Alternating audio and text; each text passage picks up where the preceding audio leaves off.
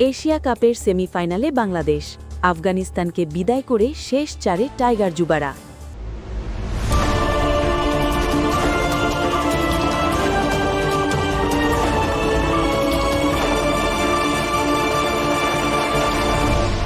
Channel CB. দুবাইয়ের মাঠে বাংলাদেশের জয়-জয়কার। এশিয়া কাপের সেমিফাইনালে জায়গা করে নিল বাংলাদেশ অনূর্ধ্ব-19 দল। আফগানিস্তান ও নেপালকে উড়িয়ে দিয়ে শেষ চারের টিকিট হাতে পেল মাহফুজুর রহমান রাব্বির দল। সংযুক্ত আরব আমিরাতের আইসিসি একাডেমিতে নাটকীয় এক সমীকরণের পর বাংলাদেশের সেমিফাইনাল নিশ্চিত হয়। লঙ্কান যুবারা আফগানিস্তানকে 2 উইকেটে পরাজিত করলে একই সাথে বাংলাদেশ ও শ্রীলঙ্কা 2 দলেরই সেমিফাইনাল নিশ্চিত হয়ে যায়। অন্যদিকে টানা 2 হারে টুর্নামেন্ট থেকে বিদায় নিতে হল আফগানিস্তানকে।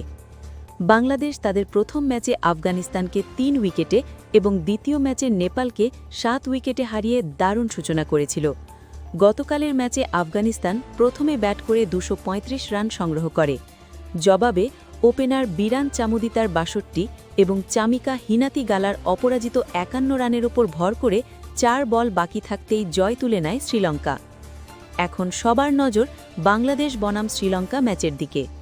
গ্রুপ পর্বের এই শেষ ম্যাচটি নির্ধারণ করবে কোন দল হচ্ছে group champion.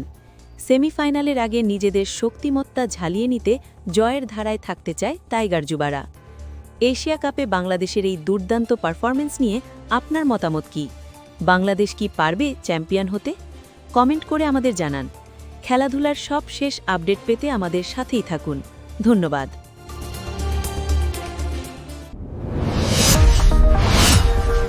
Subscribe now for daily news and updates.